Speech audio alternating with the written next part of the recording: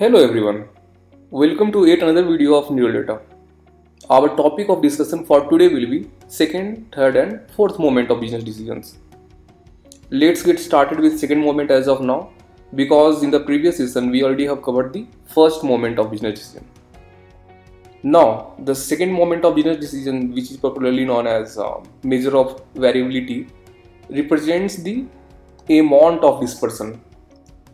Okay.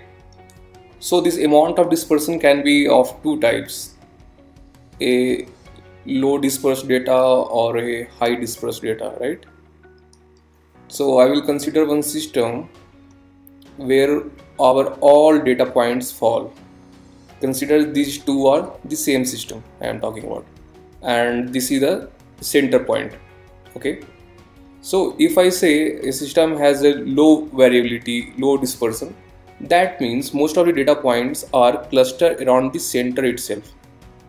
So most of them will be nearby center. And if I say my data points are highly dispersed, that means most of the data points are further away from this center. So these are the two types of dispersion we have. And I will show you these two with the help of graph. Consider these two graphs for two different continuous data set, and the mean of both these data sets are same. If you can see, for the first one it is 100 and for the second one also we have got 100. But if you analyze it closely, you will get to know that the variability measure is different for both of them. The standard deviation for both is different. In the first case it is 5 and in the second case it is 15. So this 5 standard deviation represents that the data are closely packed. I have given you one example earlier, right? That this is center. So all the data points will be closely clustered around the mean. But in the case of this 15 standard deviation, consider the same system that we have taken earlier, and this is the center. Hence in this case what happens, that data will not be clustered around the center. Instead there will be a lot of variations in data set. So for the same scenario we have plotted these two graphs.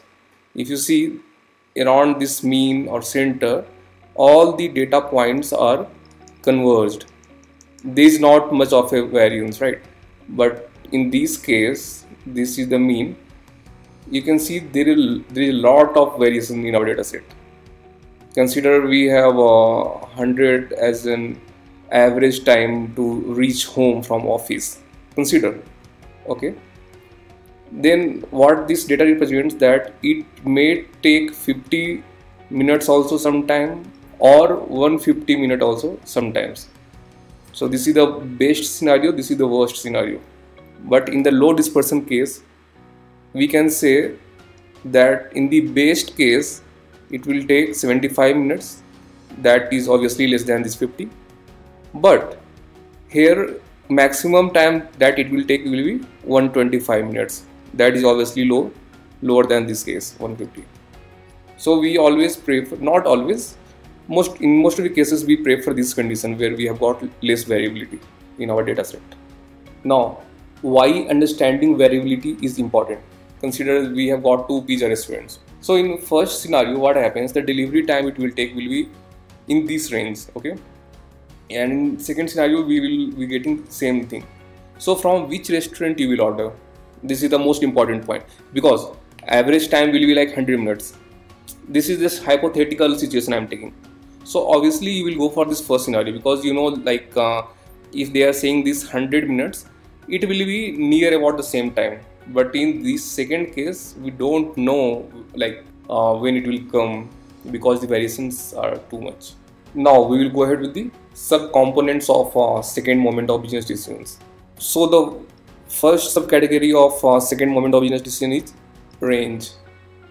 So we can say this range is nothing but the difference between the largest and the smallest value in a data set. Okay, so this is how we can define a range. Consider we have got two data sets. So these are two data sets, right? So the range of this first one will be, we have to get the maximum value over here. So 38 we can see, and the minimum is 20. Okay, So 18 would be our range. Similarly, in this case 52 is our maximum, right, and 11 is our minimum, so we will get 41 as our range. So this is how it works. Since the range is more in dataset 2, we can say the variability measure here is more than this dataset 1. So there is a demerit of range.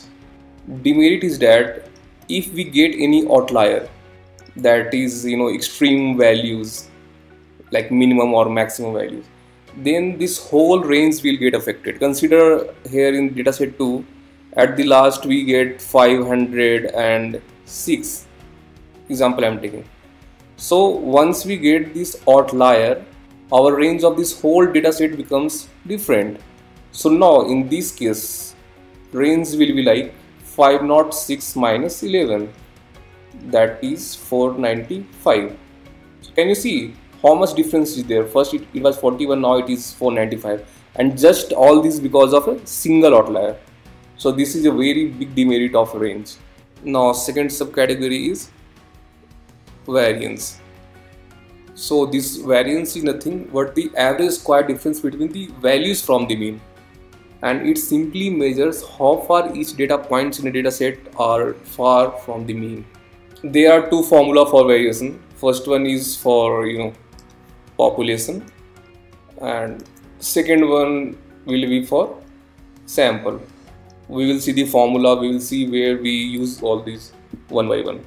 So the formula for variance for the entire population is given as sigma square is equal to mu is population mean, n is the number of data points, total number of data points.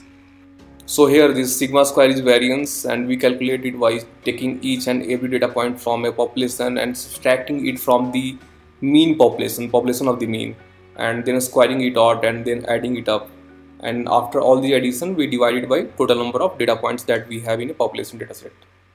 Similarly for sample, so this is the formula for sample variation. Here xi represents each data point in a sample, and xy represents the sample mean, and here a small case n represents the sample size. Why we take here n-1 instead of this n? Because in this sample it tends to underestimate the population variance. So in order to correct it, we just take -1. There is a whole deep math behind it. I will show you later. Third one is a standard deviation. So this standard deviation is the standard or the typical difference between each data points and the mean. And when the values in a data set are grouped closer, then we used to get a smaller deviation, a smaller standard deviation. And on the other hand, if the values are much more spread like this, then we used to get more standard deviation. The standard deviation is nothing but the under root of variance. This is the simple formula of standard deviation. And merit of a standard deviation is that it uses the original unit of any measurement. Like if you are going for weighing measurement, then it will be like kg. If you are going for distance measurement, then it will be meter, like that. But in case of variance, it gets squared. So here standard deviation, it preserves this confusion. So again, for the standard deviation also we have got two kinds of standard deviation. The first one is for population, and second one is for the sample, right? So whatever formula we have seen, just we have to do the under root of variance in case of population, that we have seen already the formula above. And for this also sample variance, and we have to take the square root of this. Consider the same example of pizza restaurant, and mean is given 20 minutes, but the standard deviation is given as 5 minutes. So what does this 5 minute means? 5 minute means that it may go till 25 or it may go till 15 minutes. Here it is +5, here it is -5, and units will be same in minutes only, because in a standard deviation every measurement gets to its original unit. So here we can see when we have a standard deviation of 1, That means we already have given here 5, right? In this example, 5 standard deviation. So if we go by the empirical formula, I would say 68% of the times we will get our pizza delivered between this 25 minutes and 15 minutes. Okay. And if I have to consider this second case, then here I have to write 20 minutes is the mean time plus and minus of 2 times of standard deviation, right? That means 20 plus or minus 5 into 2, that is 10. So now we have to add 10 or we have to subtract 10. So from here 20 adding 10 will become 30, subtracting will become 10. So this is 30 minutes, this is 10 minutes. So I can say according to this second case, 95% of the chance will be that pizza will get delivered between 10 to 30 minutes. So 95% of the chance is here. And this case was having 68% of the chance. That is first case. And if I have to go by the third rule, it will be like 99.7%. And what will be the case here? 20 plus or minus 3 into a standard deviation. So it will range from 5 to 35 minutes. So 99.7% of the chance is there that we will get our pizza delivered between these 5 minutes and 35 minutes. So now the main question is which one to choose and when, right? We prefer range when we have same sample size of different data sets and there should not be any outlier, and we go for a standard deviation or variance, I can say, when we have normal data, means the distribution is Gaussian distribution and there is no too little skewness. Now we will go ahead with the third standardized moment, that is skewness. As we know, like normal distribution has perfect bell curve, right? Like this. And if you see like one side, if I have to divide it like this one side is exact mirror of the other side, this side, right? And both of these tails fall on the axis itself, this x-axis or whatever you take. But in our real-time scenario, this is not exactly the case. Nowhere we will get this perfect bell-shaped curve.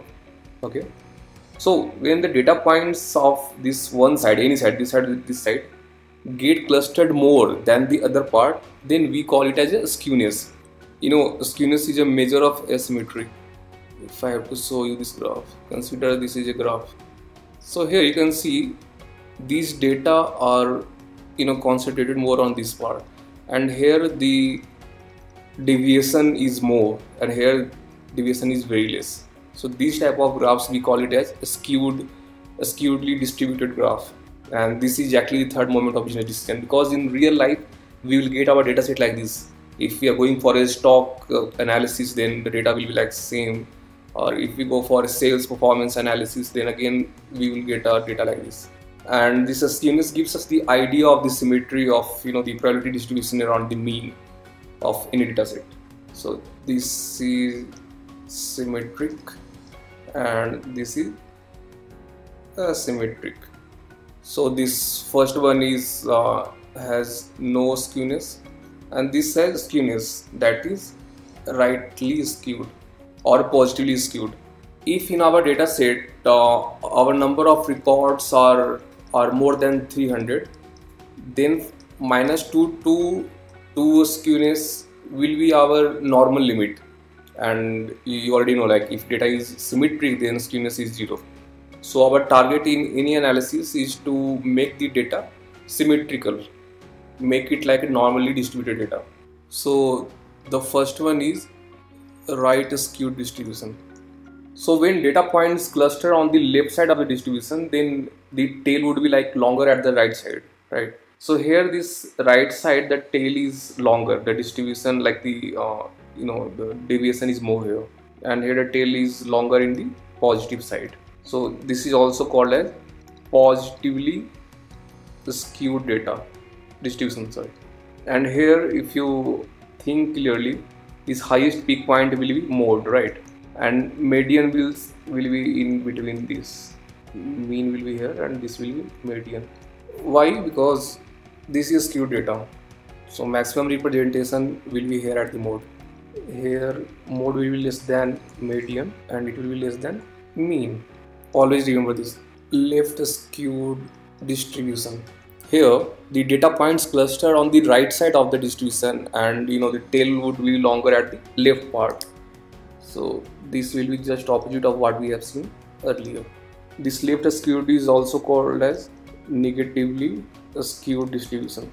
So here negative value implies that the mean will be at the left of the peak point, that is left of the mode.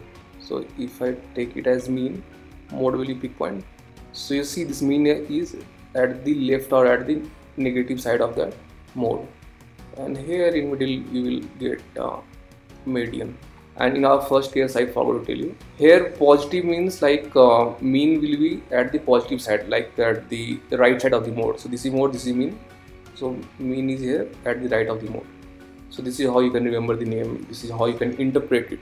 If tail is falling at the right side, then this is right skewed or positive. If this tail is at the left side, then this is left skewed or negative skewed. So here in this case mode will be greater than median and median will be greater than mean. Now third condition is zero skewness, and it happens in the case of a perfect bell curve or normally distributed data. So if we have a graph like this where there is a perfect distribution here, so here at this peak point itself we will have mean is equal to median is equal to mode. So if we have this case, then these three will be equal.